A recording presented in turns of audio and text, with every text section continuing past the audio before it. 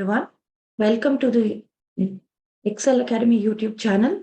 And in today's session, we will be discussing about administrative laws of your JIGL subject.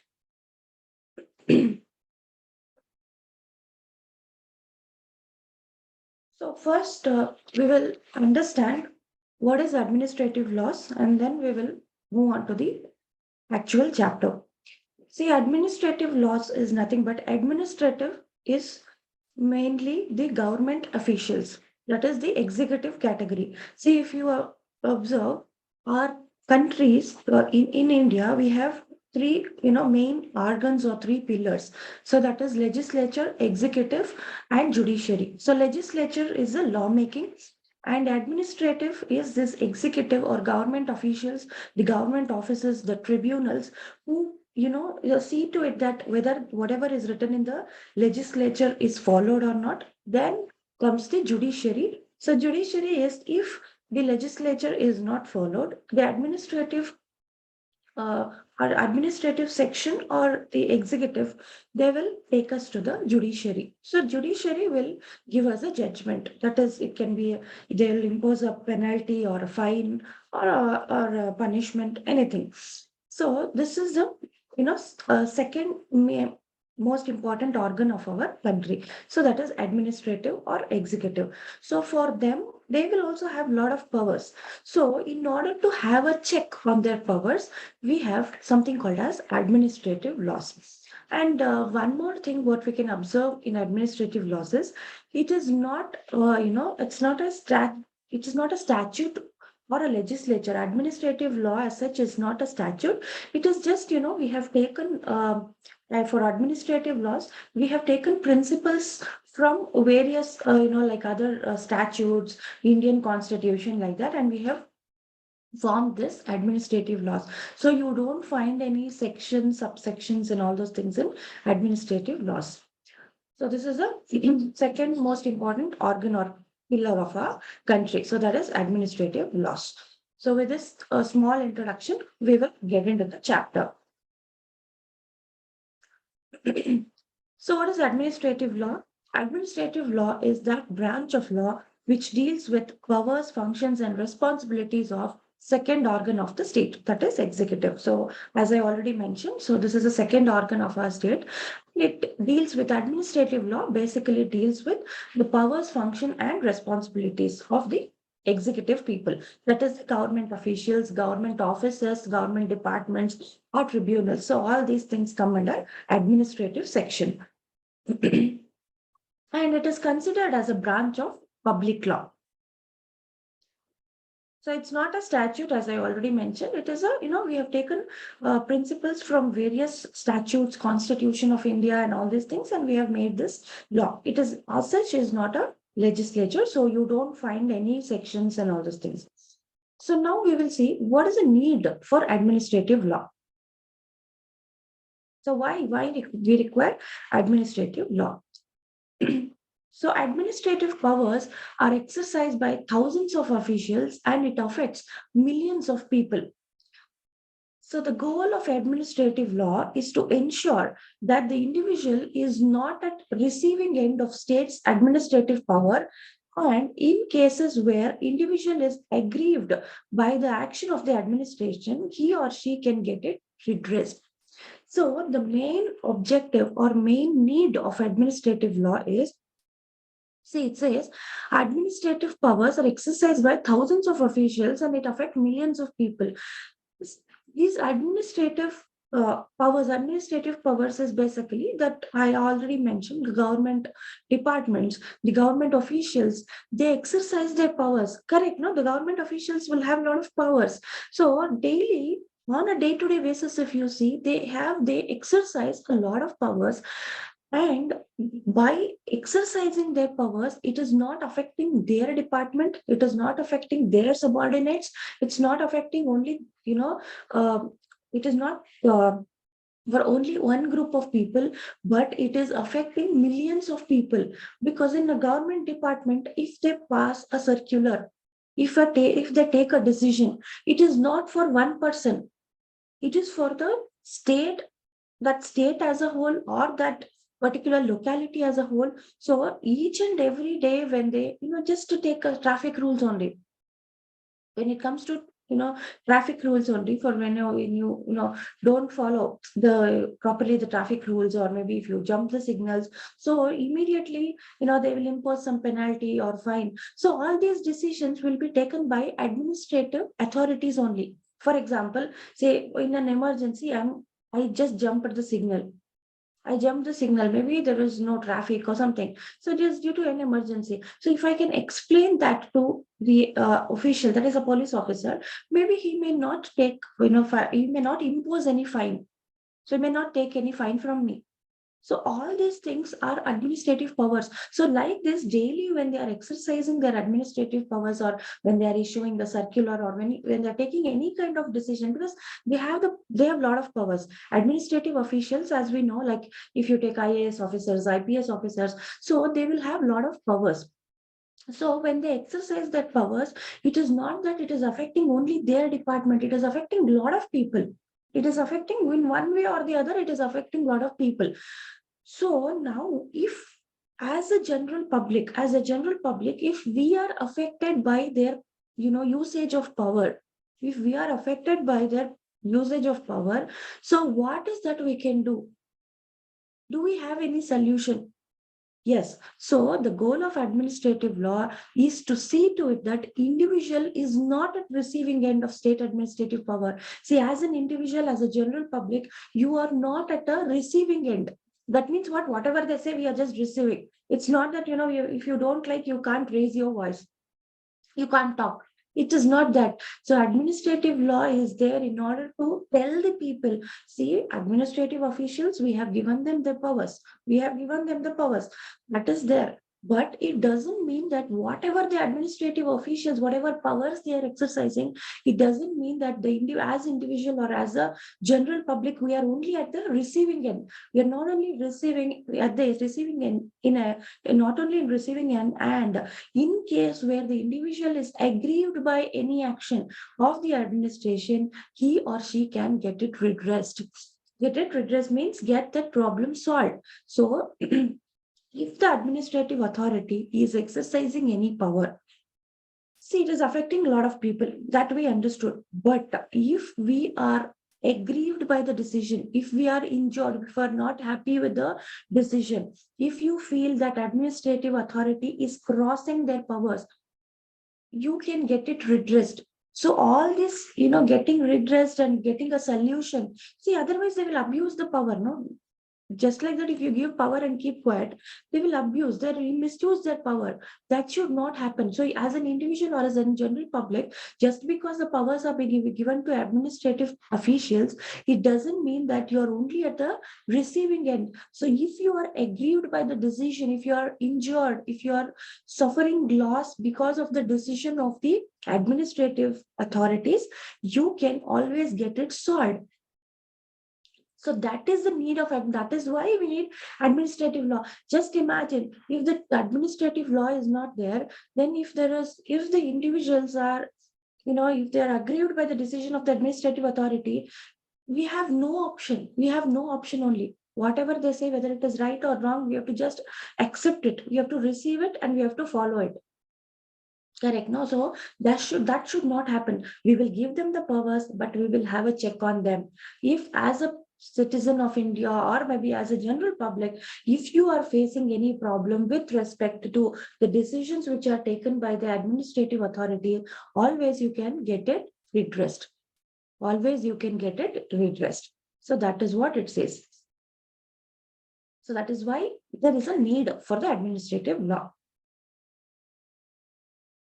Next, we will see what are the sources of administrative law. So, as I already told you, this is not a legislature. We have taken from various other laws in Indian Constitution. We have taken the principles, we have taken the content from the various other laws and Constitution of India, and we have framed this administrative law to have a check on the administration or the executive. So that is the second organ of our country.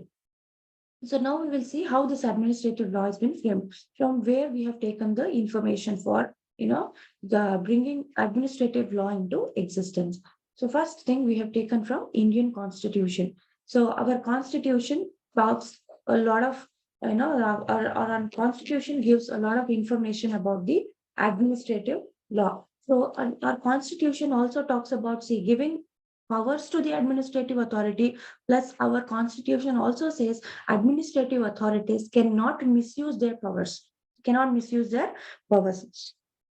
So the Constitution also says, see, tribunals, public sector, and government liability are in, it also says, see, government, public sector, and tribunals. So all these come under administration, and they are all having a liability towards the public. So this is what our Indian Constitution says. We see as administrative authorities, we will give them the powers, but they are also having a liability or responsibility towards the general public, be it government or it can be tribunals or whatever. So when they come under the executive or administration, they are also having a responsibility towards the general public. It is not that whatever comes to their mind, just because they are having powers, they can misuse. So these kind of information you get from our Constitution itself.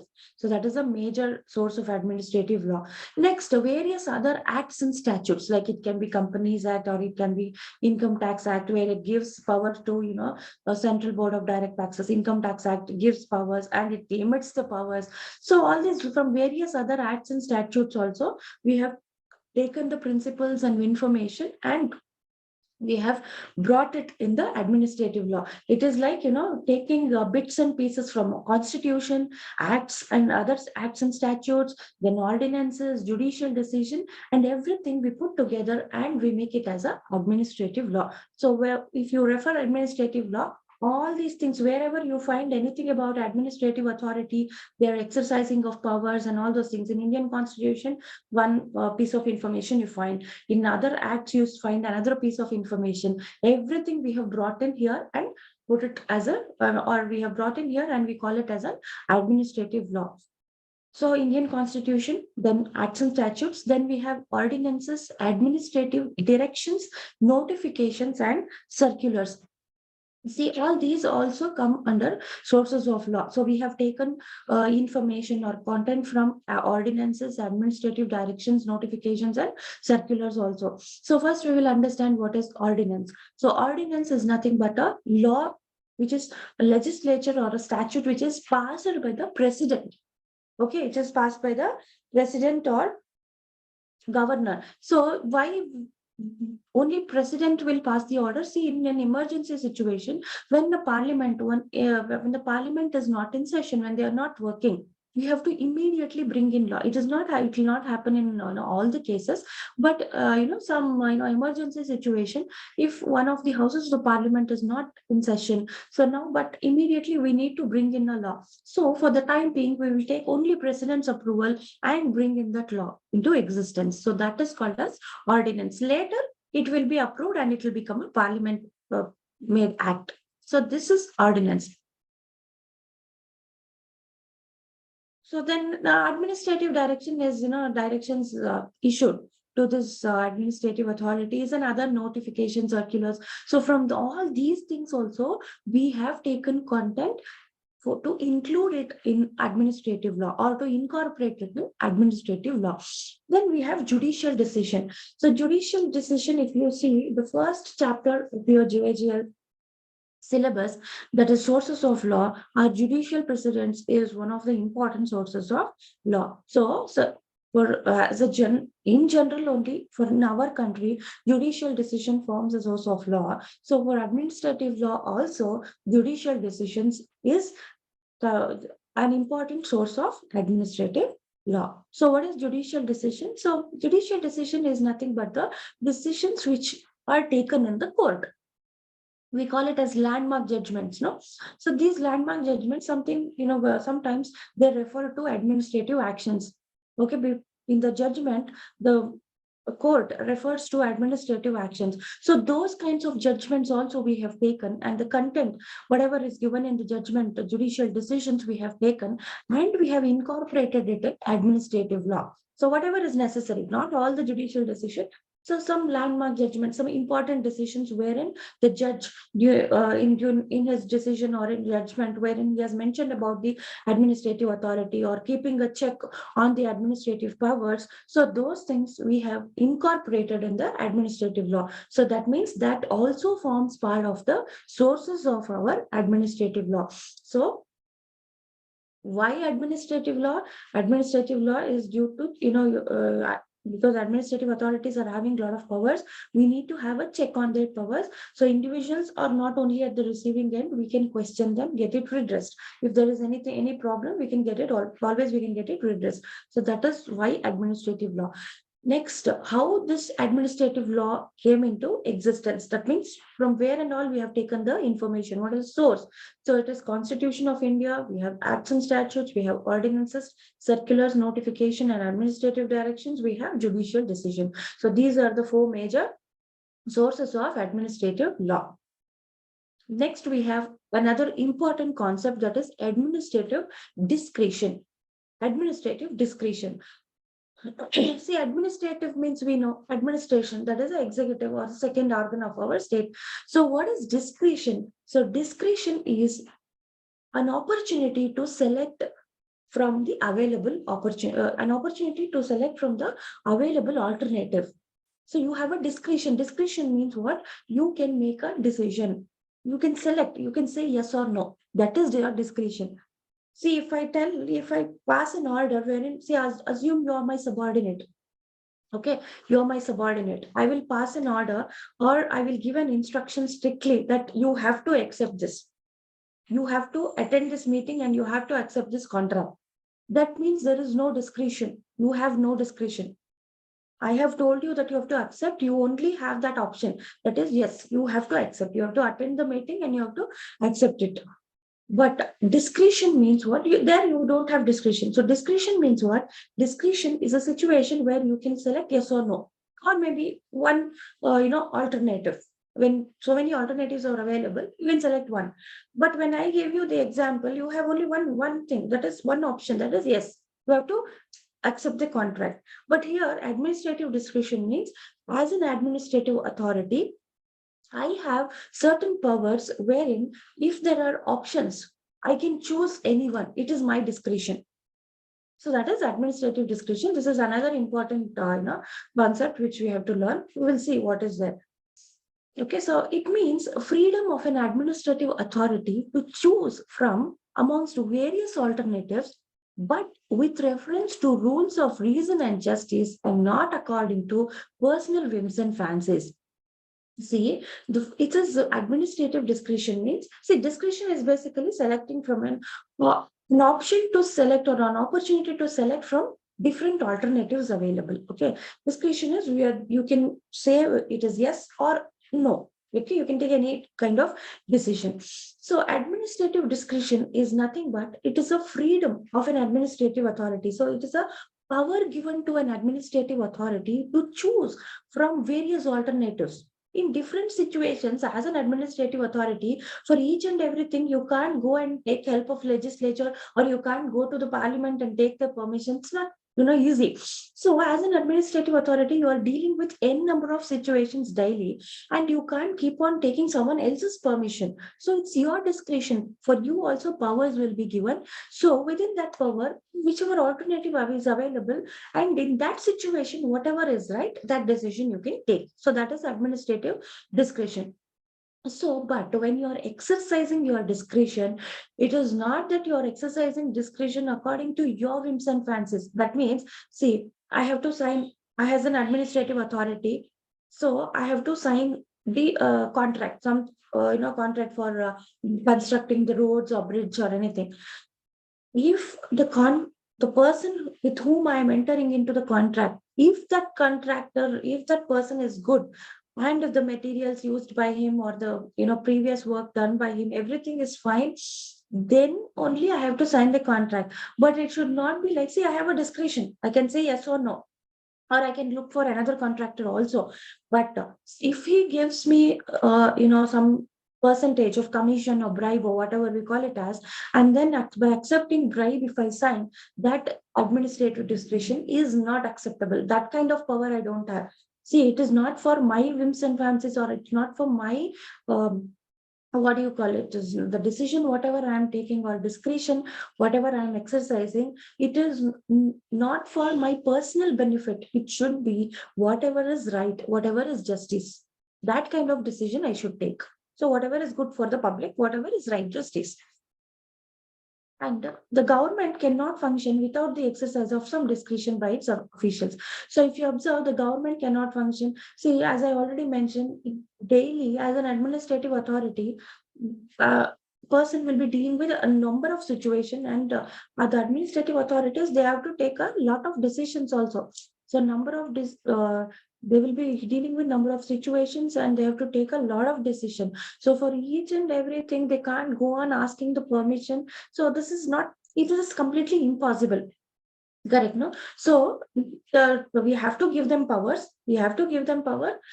We have to keep a check on their powers. That's all we can do. It's not that, you are an IPS officer or you are an IAS officer, and I tell, no, but we are not giving the powers. Then what is the need?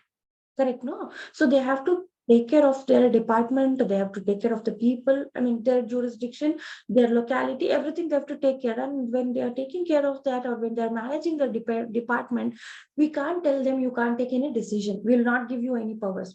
Then they can't work. They can't work. So daily they will be going through so a number of situations, and they have to exercise their power. So that is only called as administrative discretion.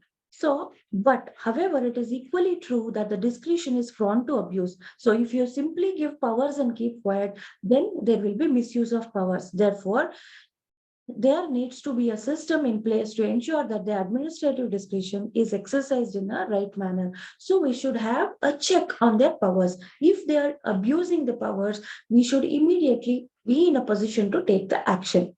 Correct? So we are telling them, we are giving them the powers, and we are telling them these powers you have to exercise not according to your personal whims and fancies, but whatever is right, whatever is justice.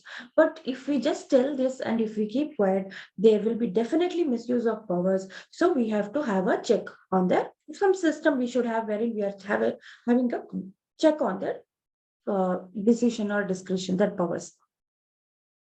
So now I told you that we will have a check, okay, under. So we will have a check on their decision, or we will have a check on the administrative power. But how we are going to have a check on them? Whether they are exercising the powers properly or not. If they are really exercising their powers, you know, if they are exercising their powers properly, fine. If they are really misusing their powers, next what action we can take against them. So all these things, how we are going to decide, or how we are going to get a solution for this. For this only, we are having judicial control over administrative action. So judicial control means what? Judiciary, the court. This is where the court will step in. As an administrative authority, if I am misusing my power, immediately judiciary will step in. So we will see what happens. So judicial control over administration. So in India, modes of judicial control of administrative action can be conveniently grouped into three heads, which are as follows. So we have, under three heads, we are controlling the administrative authorities. So daily we are not going and, controlling them. But if we get an information that they are misusing their powers, immediately the court will step in, the judiciary will step in, and we are going to take the action.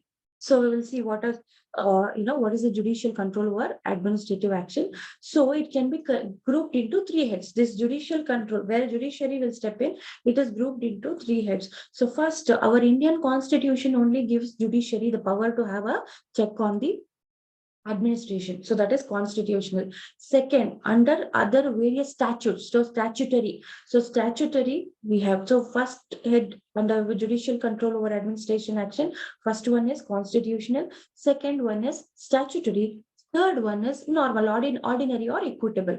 Okay, so under these three heads, our judiciary can step in and have a check over administrative powers. So they can check whether they are using their powers or they are misusing their powers. So first heading is constitutional. So judicial control over administrative action. That means what? Judiciary will step in and have a check on the administrative powers. So that is divided under or grouped under three heads. How judiciary under constitution, judiciary is having a power to have a check. Under statutory, it is having some power. Then ordinary and equitable. So like this, so judicial control over administrative action is grouped into three heads. So first one is constitutional.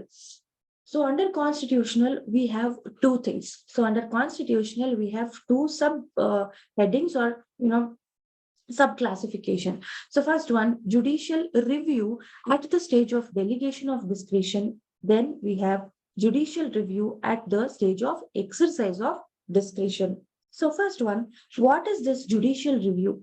Basically, first we will understand what is judicial review, and then we will understand these two things. So judicial review is nothing but, see, now I am an administrative authority. Okay, I'm an IAS officer.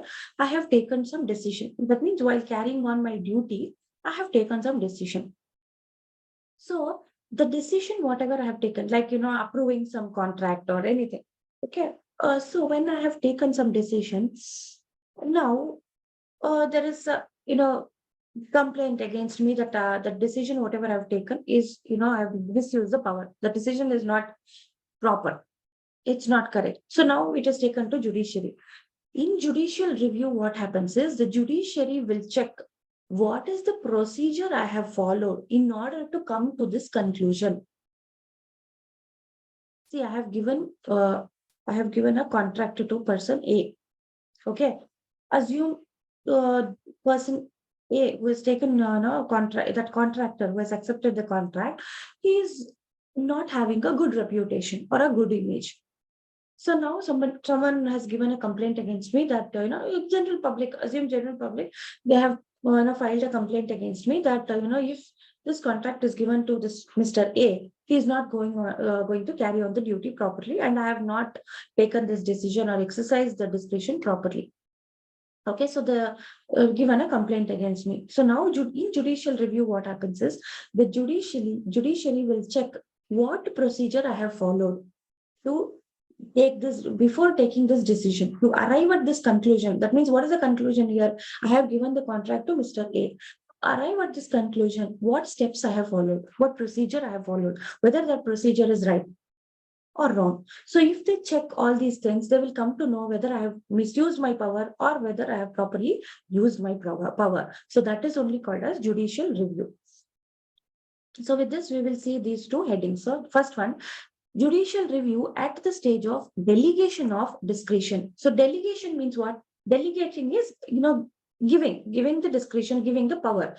So now the first one is judicial review at the stage of delegation of discretion. See, now I am telling I have this power. Okay, I have exercised some power.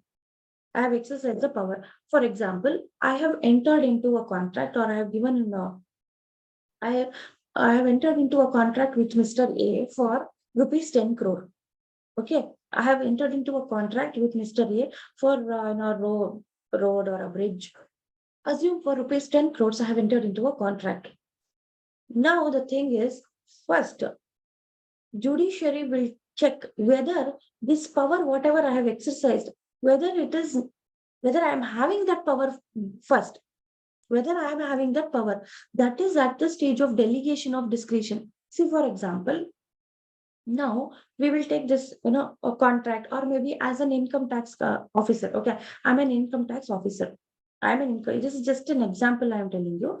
I'm an income tax officer, and my powers, my duties, whether as a commissioner or as an officer, whether I can enter into this kind of, whether I can take this kind of decision, whether I'm having power or not. All these things will be there in the Income Tax Act. Correct? If you observe, if you see Income Tax Act, what are my powers? All these things you will come to know. Whether as a commissioner, whether I'm having this power, or whether I have to give, transfer the case to tribunal, income tax appellate tribunal, or I only can handle. So all these things will be there in the act. First thing what judiciary will check is whether this delegation is right. Whether the delegation is right. Okay, so the delegation is right means, assume in Income Tax Act, it is written that, Income Tax Commissioner is supreme. He need not obey anyone's order. Assume in income, nothing like that is written. I'm just telling you.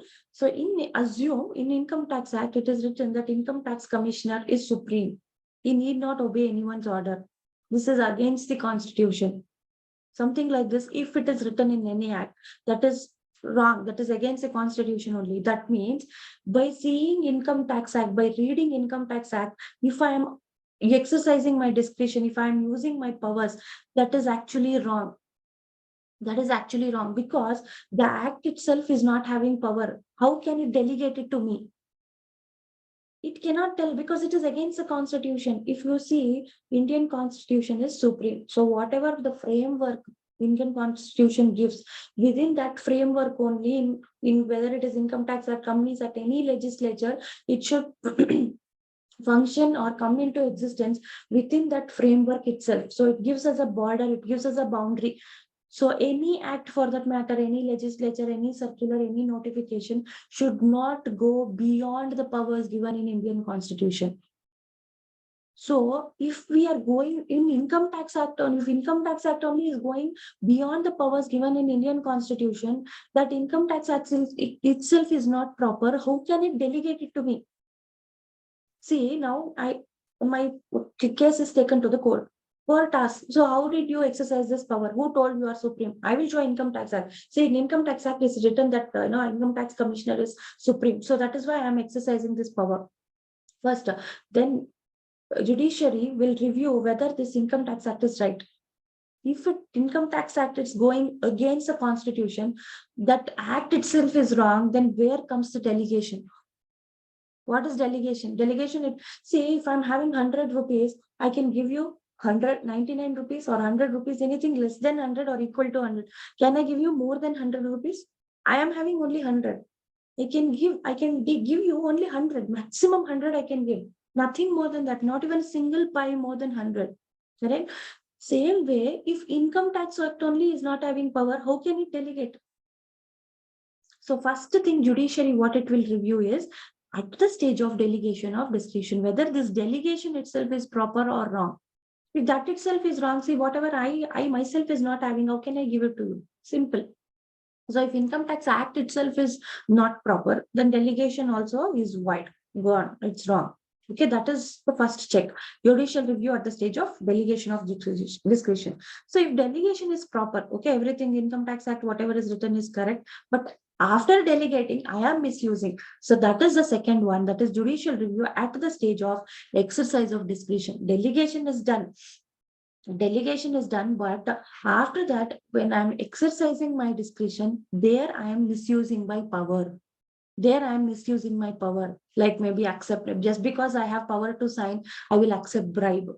I will not consider whether the person is proper, whether the contract can be given to him or all these things, nothing. Just I'm misusing the power. Delegation is right. Whatever Income Tax Act is right, telling is right. Next, whatever I am doing by taking that power, I am misusing it. So that is wrong. So that is whether it is right or wrong. That is second stage, judicial review at the stage of exercise of discretion. First one is at the stage of delegation. Next one is exercise of discretion. So this comes under constitutional. Next we have statutory. Next heading is statutory. So if you remember, judicial control over administrative action is divided into three: constitutional, statutory, and other ordinary or equitable. So first one we completed. Now we have second one, statutory. So again, statutory can be further subdivided into two headings, that is statutory appeals and reference to the High Court or statement of case. So under statutory, if you see, you have a appeal. Appeal means what? See, now tribunals also come under executive authority, tribunal. So it can be income tax appellate tribunal or any other tribunal. So now if you are not happy with the decision of a tribunal, you can move to the court. Correct? No, so you can appeal to the court. So that is only statutory appeal. So if you see statutory is, the act, various legislature. So there are some acts which provide for an appeal from statutory tribunal to High Court. So I told you, from ITAT, you can go to High Court. So like this. So the act itself says, if you are not happy with the decision of Income Tax Appellate Tribunal, you can go on an appeal. So that is statutory appeal. The act itself says this. So you can, in the next, what the judicial control over administrative action, the next one, what you are having is statutory appeal. So act itself says, so if you are not happy with the decision of this administrative authority, immediately you can go to the court. So that is statutory appeal. Next, we have a reference to High Court or statement of case. See, reference to High Court or statement of case is nothing but so in a tribunal, a case is pending. Okay, assume my case is going on in income tax appellate tribunal. But I feel that, this tribunal is not carrying on the duties or functions properly. Okay, so I feel this tribunal is not carrying on the duties properly. So what I will do, I can get this case stated in the High Court.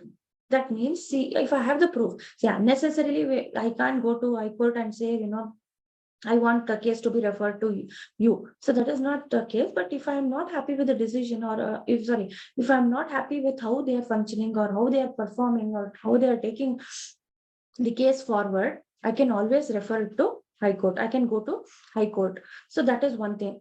Or sometimes it can happen like, not as a party, but the court or the tribunal itself feels, or the any administrative authority, if they only feel that this case I can't handle.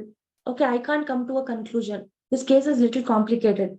If this case is little complicated, I can't come to a conclusion. Usually non-appealable. So usually non-appealable cases, if they feel, they can't take a decision or they can't give a proper judgment, what they do, they will send it to High Court. They will only refer to High Court. So that is reference to High Court or statement of case. So as a party, if I am not happy with how they are taking forward the case, the tribunal usually, or maybe as a tribunal itself, if they are only not in a position to come to a conclusion because the case is little complicated, in these situations, we can refer it to the High Court. So that is reference to High Court or statement of the case. So it is, like for example, if you go to a physician, for physician, whatever, whatever advice he can do or whatever tablets he can prescribe, that he will do. But later, if he is unable to cure the disease, if the physician is unable to cure the disease, he will always refer us to a specialist. Correct? Same way. So this is also reference to High Court or statement of case. It is basically taking our case to the specialist. That's all. So that is statutory. Next, we have the third one, that is ordinary or equitable. So apart from whatever we have discussed, that is statutory, constitutional, and all those things, we have something like, this is ordinary or equitable. So we ordinary or equitable, again, we have three. One is injunction. Next, we have declaratory action, and we have action for damages. So first we will see what is an injunction. So injunction is basically a preventive remedy. Okay, preventive remedy. So what is preventive remedy? See, for example, first I'll tell you the meaning, and then we will see what is prohibitory and mandatory. See, it is a judicial process by which one who has invaded or threatening to invade the rights of another is restrained from continuing or commencing such wrongful act. See, for example, somebody is trying to invade my rights. Invading my rights means somebody is entered my house. Somebody has entered my house, and they're, they want to demolish my compound. Somebody has invaded my rights. That is my house, my compound, everything is mine. No, it is my privacy. I am having that right. But if they are unnecessarily, somebody is threatening me that, that we will demolish this compound, or we will take your land into, our custody, something like that. So now we have, this is usually, it happens with administrative authorities. Okay, administrative authorities, if they say this belongs to this compound, this area belongs to government, so we will take it. All these things. But I am sure, I have all the papers. I am sure that nobody can touch this building, or nobody can touch this compound or anything, because I have all the papers, I have all the proof that it is mine. So now, see, once they touch the compound, or once they demolish something, later it is very difficult to construct, bring it back to the same condition, correct? No. So now only I will take what preventive remedy. What is that preventive remedy? I will go to judiciary and I'll tell, see, this is what is happening. Please, I need an injunction. Immediately we can stop their action.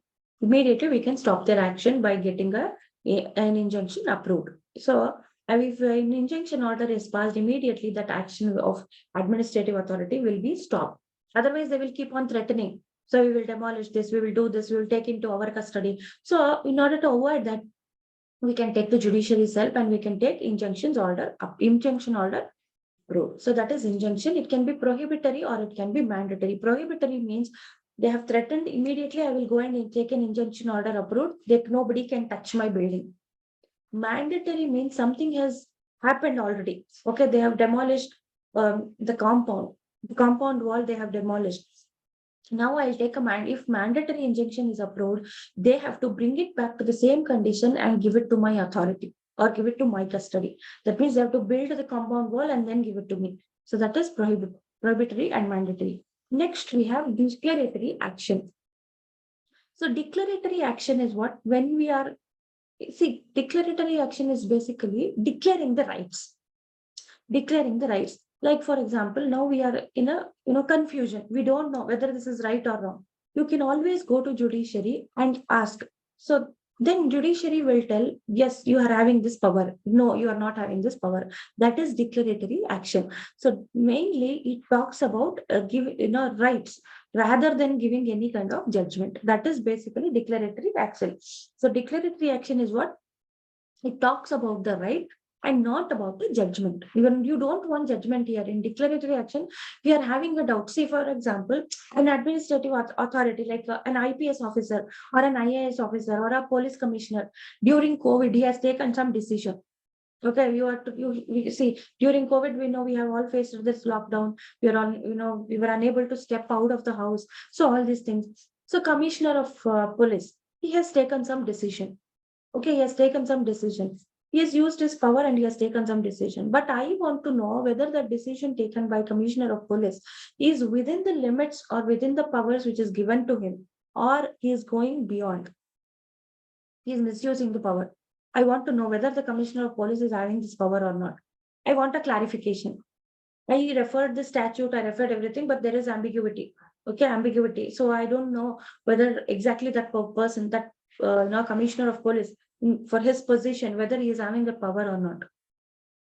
So now I can go to judiciary and I can always ask for this, declaring the rights. So now the judiciary will go through the situation. It will see all the, it will observe the actions of commissioner of police. It will see the statutes, whatever, the statute or any any other circular which is giving commissioner of police the power, his employment order, everything that the judiciary will go through, and then judiciary will come to a conclusion wherein it will declare the rights. It will tell, yes, they are having powers, or they are no, they are not having powers. So that kind of declaration given by the judiciary is called declaratory action. So here we don't want judgment. We just want to know whether, this right, this particular official is having or not. That's all. So that is declaratory action. Then we have action for damages. So action for damages is nothing but, see, whoever, in Indian Contract Act, you would have studied. See, if I enter into a contract and if I don't follow, if there's a breach of contract, if I don't follow whatever is written in the contract, I have to make good that loss, correct? I have to pay the damages. In the same way, if as a government servant, if I don't perform my functions properly, and because of that, if you are injured, if you have suffered a loss, there will be action for damages.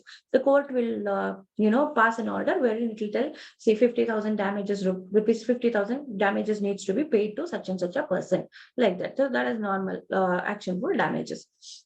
So these three come under ordinary or equitable. So we have completed constitutional, we have completed statutory, and then we have completed ordinary or equitable. So all these are what? Judicial control over administrative action. Next, another concept here we will start, that is principles of natural justice. So first of all, what is natural justice?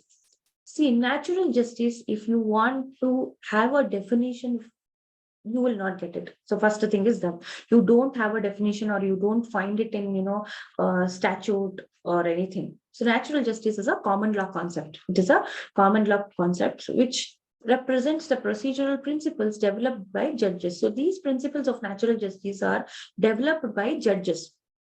Okay, so it is not in statute. There is no one definition. So what is a concept of natural justice then? So concept of natural justice is nothing but when you are in the position of giving a judgment, when you are sitting in the position of a judge. See, whenever I say when you are sitting in the position of a judge, I am not talking about judiciary.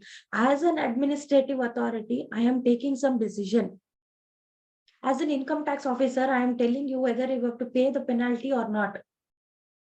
So as an administrative authority, I'm taking some decision. So that is where I have to apply principle of natural justice. So when I say you are taking decision, you are giving decision, or you are coming into a conclusion, it's not that I'm talking about judiciary. I'm talking about an administrative authority sitting in the position of a judge for a limited purpose. Okay, it's not that you can take all the decision or you can give judgment. It is not like that. But in so many situations, administrative authorities will take decisions. No, so when they are exercising their discretion, or when they're taking a decision, when they're sitting basically in the position of a judge, when they're sitting in the position of giving the judgment, giving a decision. So I can't call it as a judgment basically when they are passing some order or anything. So they have to keep in mind the principles of natural justice. So principle of natural justice, what do we mean? What do you mean? It is nothing but when you are giving a judgment, or when you are coming into a conclusion, your judgment or conclusion should not be biased. It should not be biased. It should not be based on the other person. He's your friend, this person is my relative. It's not that. When you are giving any decision, it should be given in a fair and impartial manner. It should be given in a fair and impartial manner. So that is what principles of natural justice mean. So principles of natural justice are not precise rules of unchanging content. It is not, it's not like a rule or a legislature, but it varies from the scope of principle of natural justice varies according to context. So it is not, like some definition or some law which is applicable in all situations. It varies according to the context, because it is a common law concept. It is a principle or a concept of a common law. So it provides the foundation on which the structure of judicial control of administration or action is based. So now the principle of natural justice is just that we are seeing to it that whether you are biased when you are giving the decision or not. If you are giving the decision in a fair and impartial manner, then your decision is fine. Otherwise, it is not correct. You have not followed the principle of natural justice. So that's it. When you are coming into a decision, or when you are coming into a conclusion, whether you have, you are only thinking about giving justice to the people, or you are biased in your opinion. That's all we are saying. So that is the principle of natural justice. In no way you should be biased. So now if you see, we have two rules of natural justice. For principles of natural justice, we have two rules. So first one, rule against bias, also known as nemo judex in casa sua. So these two rules are very important from the point of view of your exam. So rules against bias, or rule against bias, or it is also called as nemo judex in casa sua. So what does it mean? According to this rule, no person should be made a judge in his own case. So you can't become a judge in your own case. If you are in any way related to the case, that is, there is a, now, for example, I'm sitting in the position of a judge, A and B are having some dispute. So I know A, I'm related to A, or A is my friend or my neighbor. I should not sit in that position of giving a judgment. I should not sit in the position of giving a judgment. So in any way I'm biased, in any way I'm related to the case, directly or indirectly, in any way I'm related to the case, maybe financially, or that person, I know that person, or any way I'm related to the case, I should not become a judge. because the principles of nature, see, I can explain, I can tell, see, even I'm sitting in the position of a judge, even though I'm related to the case, I will give a decision which is proper, which is justice. That will not happen. So principle of natural justice will not accept. Okay, in any way, if you are related to the case, please don't sit in the position of giving judgment. So it's like, you're more inclined towards giving a decision which is good for you or your friend or your neighbor, rather than giving a decision which is just properly, which is proper, or which is justice, that which is right.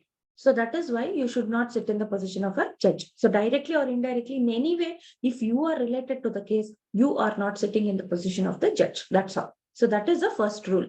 So according to this rule, no person should be made judge in his own cause or one own case. Bias means an operative prejudice, whether conscious or unconscious, in relation to a party or issue. So conscious or unconscious means directly or indirectly, in any way you are related to the case or to the party. That's, you have to just you should not give that decision. You have to just step out of the position. You should not give any decision. You should not be sitting in that position at all. So why we say this? This is a presumption that person cannot take an objective decision in a case in which he has an interest. So in any way you are related, you have an interest, gone. You can't take an objective decision. You can't come to a proper conclusion. You can't come to a proper conclusion because, as I already mentioned, if you are directly or indirectly, knowingly, unknowingly, somehow if you are related to the case, you will be without unknowingly, only without knowingly, you will be more inclined towards giving a decision which is somewhat good for you, your neighbor, or your friend, rather than giving a decision which is good for the public or the right decision. So that is why you should not become a judge in your own case. So in your own case means directly, indirectly, in no way you should be involved or related to the case. You should be completely a third party. Then only you can come to a decision which in a fair and impartial manner. So that's the first rule. Next rule is rule of fair hearing, that is also called as audi alteram partem. So rule of fair hearing basically says you should not come to a conclusion by listening to only one party. See, I'm giving a decision means what? There are two parties, those who are having, either those two parties are having dispute, or maybe as an income tax officer, I am sitting in the position of an income tax officer wherein I have to take a decision whether you are liable for paying penalty or not. So if you have a decision to say, okay, you have a, sorry, if you have a some information to give, without taking that information or without considering that information, if I come to a conclusion that is wrong, first I have to listen to you. If there are two parties, I have to listen to both the parties before coming to conclusion. Or if I'm sitting in the position of giving some decision, passing some order, and you are in the position of giving explanation. What happened? Why you were unable to pay the taxes on time? So you are in a position, you're in that position, you are giving me explanation. Okay, the explanation may be right, it may be wrong. Okay, after listening to your explanation, I should come to a conclusion. Before that only, I can't tell, no, I'll not even listen to a single word from you. I'll just pass an order that you have to pay 1 lakh rupees penalty. That is wrong. That is wrong. I have to listen to the other party. I have to listen and then I have to give the decision. See, after listening to you also, I can give a decision telling, you have to pay penalty. That is okay. That is acceptable. But without, listening to what you are telling, only if I pass an order that you have to pay penalty, that is completely wrong.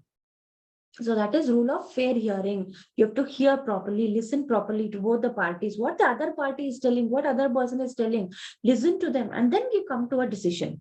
So that is rule of fair hearing or audi alteram partem. So there are some, main points or main ingredients in this rule. We will see what is that. First one, right to notice. Right to notices. See, for example, I'm an income tax authority. So I want to take an action against you that you have not paid the taxes properly. That means I have to impose a penalty. If I don't inform only, and if I simply impose penalty, do you think it is right? You don't have any information. You don't have any information at all. So without giving any notice, without giving any information, can I take a decision and pass an order? It's not possible. So that is right to notice. So when you before passing any order, if there are two parties or there one party, you have to give them the notice. You have to give them the information that there is some complaint against you or something wrong which is done by you. You have not paid the taxes. You have not done this. You have not done this. You have not filed GST returns. After that only I can take an action. If I, without informing you only, if I take directly, if I go to the last step, that is completely wrong. That kind of decision or order is void.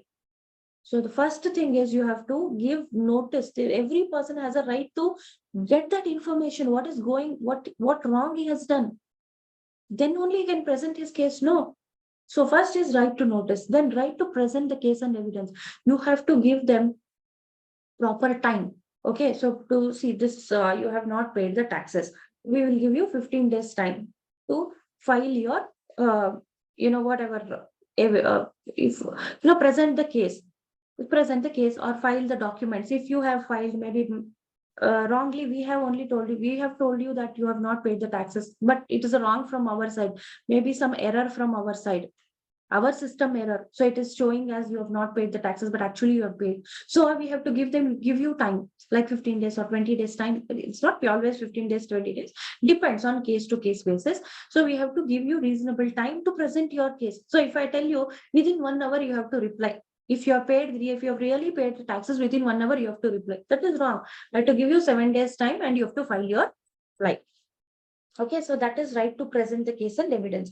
If you have anything to say, we have to give you time, no? You have to arrange for those documents or things and then file it with us. So the right to present the case and evidence and right to rebut adverse evidence. So adverse evidence means if I have, if as an authority, if I am submitting some documents or if I've sent some documents which is against you, that means which is wrong. It is wrong. The whatever document I've sent is wrong. Actually, you're not having that much of income only. On that time, asking tax, interest, penalty, and all those things. So you can always rebut the adverse evidence. Rebut means what? Deny. You can say, no, this is wrong. So we have to give you an option to rebut that adverse evidence. Disclosure of evidence. So first thing, if I give you that evidence only, you can tell whether that, see, if I show you that file or, if I show you the document, see, this is 5 lakhs you have received from bank. This, this 10 lakh you have received from this customer. So like that, if I show, then only you can tell whether that income is really yours or something wrong, system error from our side. Correct. No, so for you have to disclose the evidence and then we have to give an option for you to deny it. Then later, last, I have to pass an order. I have to pass an order. So that is speaking order. So what is speaking order? Speaking order means the order itself should speak. The order itself should speak. So order itself should speak means after applying the principles of natural justice and all those things. After applying the principles of natural justice, then I have to pass an order. Correct? I have to pass an order means yes, whether you have to pay the penalty or you need not pay the penalty. So all these things I have to pass an order. So when I am passing an order, when I'm writing an order, that should be written in such a way that the order itself should speak. Order itself should speak means what? I have to give all the reasons. It is not that simply I'll write, yes, you have to pay penalty, put a full stop. Why you have to pay a penalty? What I have done? I have followed all the principles of natural justice. I have sent these documents. I have given 7 days time, and the SSC did not rebut the evidence. So did not rebut the adverse evidence. So by seeing all these things, I will come to a conclusion that penalty of rupees 1 lakh needs to be paid. Like this, I have to write all the reasons and then give the order. So while looking at the order only, you should be in a position to understand why I have passed that order. I need not give any more explanation. That is for speaking order. Everything I have to write reason for my order. What I have done, why I have arrived at a conclusion, this kind of conclusion. So order itself should speak. So that is speaking order. Okay, so that is principles of natural justice, but we have exceptions to the principle of natural justice also. That means in these situation, principles of natural justice need not be followed. Need not be followed. Like we said, nodi alteram partem, but need not be followed. Okay, so we will see what is the exceptions to principle of natural justice. So under these situations or circumstances, you need not follow the principles of natural justice. We will see what is that. First one is statutory exclusion. Statutory exclusion means the statute itself says, see, for example, Companies Act says, so twice or thrice you can give, you know, twice or thrice you can send notice to the directors of the company or directly to the company or to the directors if they have not followed these, if they have not complied with the Companies Act, if they have not complied with the Companies Act, immediately you can impose the penalty without giving them any more opportunity. You can impose penalty. Now even two three after three times, after four times also, you can't keep on giving them notice and following all the procedure. So again and again, if they're doing the same mistake, if they're repeating the mistake, you can, statute only is telling you can directly take the action, you can impose penalty. So that is statutory exclusion. In this situation, you need not follow the principle of natural justice. Next one, emergency. In the state of emergency, if the country is in emergency situation, you may have to take number of decisions where you can't keep on, following the principles of natural justice. Maybe like, when the foreigners have come, there is a war which is going on between India and China. So you may have to impound the passports of Chinese because they are maybe spying. So this situation, you can't give them the opportunity to speak and all those things. So that emergency situation. Then interim disciplinary action. Interim means what? In between. It is not final. Okay. Interim means in between. It is not final. So interim disciplinary action means, see, for example, I'm a um, government servant. Okay. I'm government servant. There is some complaint against me that I have accepted bribe. The case is still going on in the court. Okay, so the case is still going on in the court, but uh, it is not decided that I have taken bribe, I have accepted the bribe, or it is not that I have not accepted also. Case is pending on the court. Now, my higher authorities can tell, see, for next few months, like 6 months or 8 months, you should not be working, you should not come to work because the case is still pending. Let the case get over. After that, you can rejoin. So this is interim disciplinary action. In between, my authorities have taken the decision that I can't question, telling them you have to give me an opportunity to speak, principles of natural justice. All these things we can't do because it is interim. It is temporary measure. Till that case gets decided, I should not go to office. That's all. So for that, they can't follow the principle of natural justice. Immediately, they can take the action. Next one, academic evaluation. Academic evaluation is what? See, now if you write CS exams, so the institute will decide whether you are having that capability to go to the next level. Otherwise, they will tell you, you may have to write it again. So that and all you can't question. See, I have daily studied for 10 hours. So this is not, it is against the principle of natural justice. So you have to, give more than 40, more than 50 in this subject. It's not that. So it is, they are having the right. Okay. If they feel whatever you are right, the answers you have written is right and you are capable of going to the next level, they will, give that kind of result. Otherwise, they'll ask you to come again. So that academic evaluation and all, because it is, they are expecting that standard. When you reach there, when you meet their standard, they will tell you to go to the next level. Otherwise, you have to be in this same level only. So that and all, we can't question telling the principles of natural justice. So then the last one is impracticability. Impracticability is, see, as a general public as a whole, like 200 people or 300 people, they are filing a case against some government authority. So listening to all the parties doesn't mean that you can call everybody, all 300 people, listen to them and then pass a decision. So there you select one or two representatives and you listen to them and you go take the case forward. So this is because impracticable. So if 300 people have filed like public interest litigation and all, you can't ask all the 300 to come and stand before you and explain before taking a decision. This is impracticable.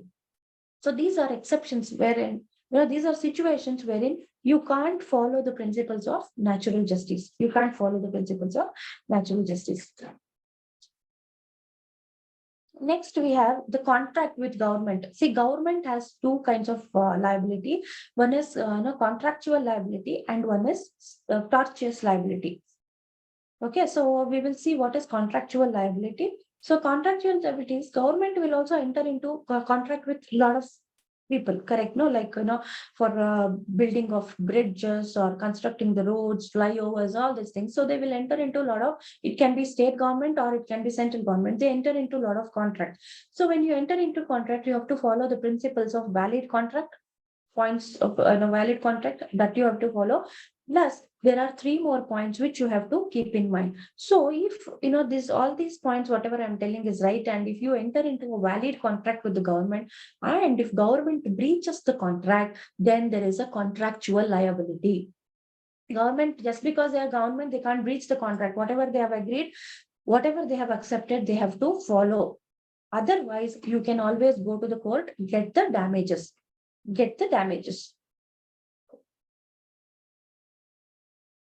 So the damages will be paid. It will be approved. So once the judiciary passes the order, it should be paid by the government authority or the administrative authority.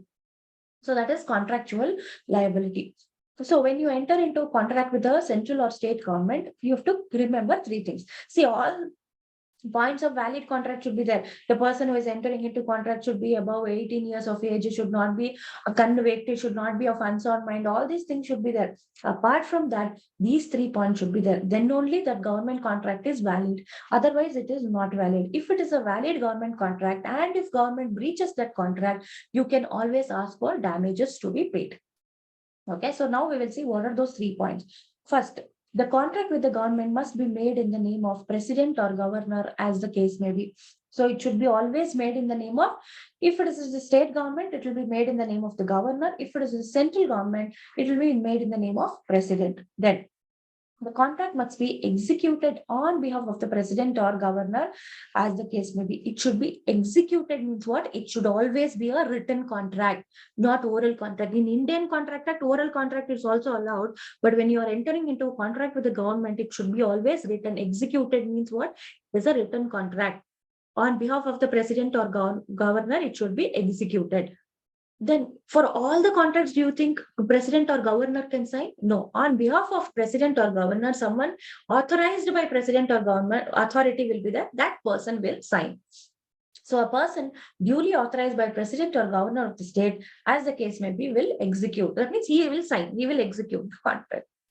So that is contractual liability. So you, after following all these steps, if government breaches the contract, you can always ask for the damages to be paid, and the court will also support you. But you should keep in mind that these things should be present. These things should be present.